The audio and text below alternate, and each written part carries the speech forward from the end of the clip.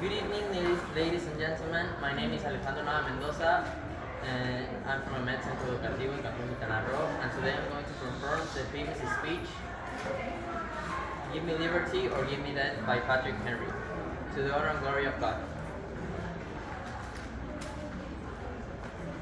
No man thinks more highly than I do of the patriotism, as well as abilities, of the very worthy gentlemen who have just addressed the House.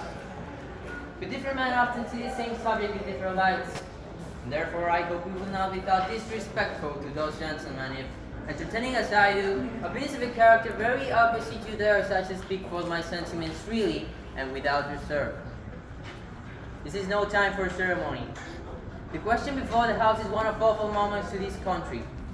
For my own part, I consider it as nothing less than a question of freedom or slavery, and in proportion to the magnitude of the subject, ought to be the freedom of the debate. It is only in this way that we can hope to have a truth and fulfill the great responsibility which we hold to God and our country. Should I give back my opinions at such a time to fear of giving offense, I should consider myself as guilty of treason towards my country and of an act of disloyalty toward the majesty of heaven, which I revere above all earthly kings. Mr. President, it is natural to a man to indulge in delusions of hope. We are apt to shut our eyes against the painful truth and listen to the song of that siren till she transforms us into peace. Is this the part of wise men engaged in a great and obvious struggle for liberty? Are we disposed to be of the number of those who, having eyes, see not, and having ears, hear not, the things which so nearly concern the temporal salvation?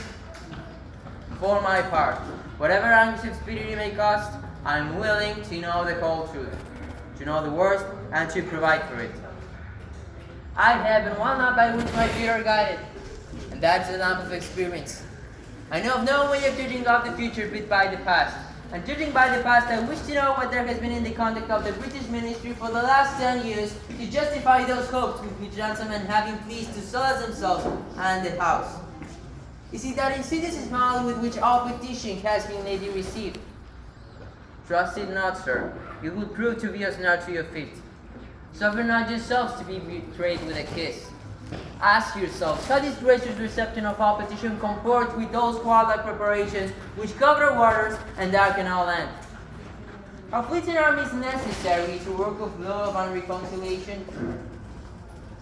Have we shown ourselves so unwilling to be reconciled that first must be called in to embark our love?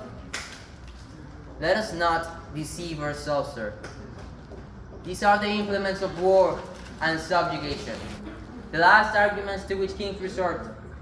I ask gentlemen, sir, what means this martial array if its purpose be not to force us to submission? Can gentlemen assign any other possible motive for it? Has Great Britain any enemy in this quarter of the world to go for all this accumulation of navies and armies? No, sir, she has none. They are meant for us. They can be meant for no other.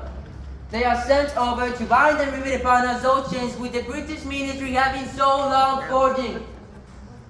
And what have we to oppose to them? Shall we try argument?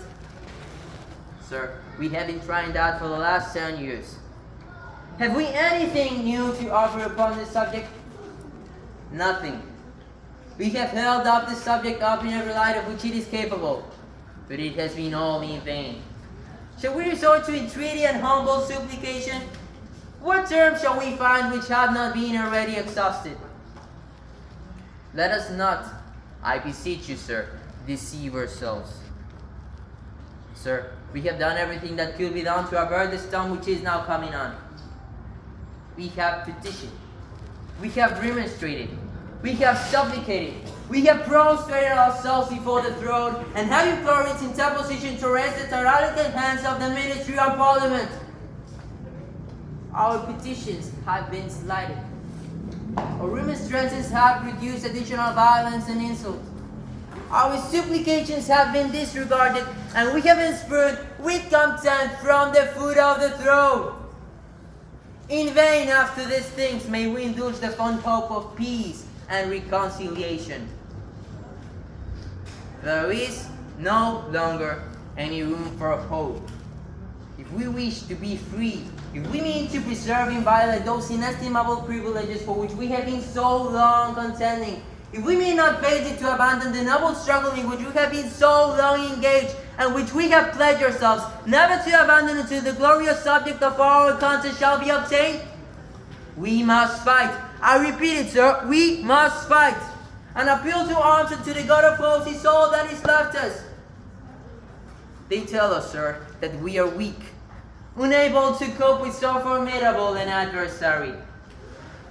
But when shall we be stronger? Will it be the next week? Or the next year? Will it be when we are totally disarmed and when a British guard shall be stationed in every house? Shall we gather strength by resolution and inaction?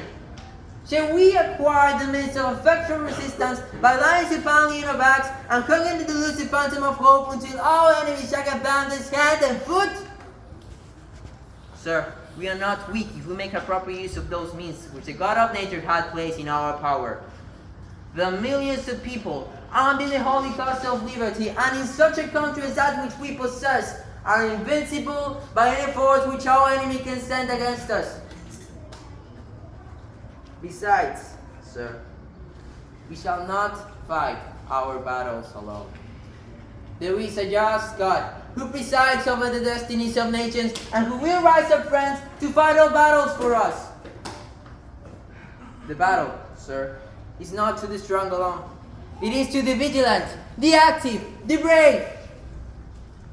Besides, sir, we have no election.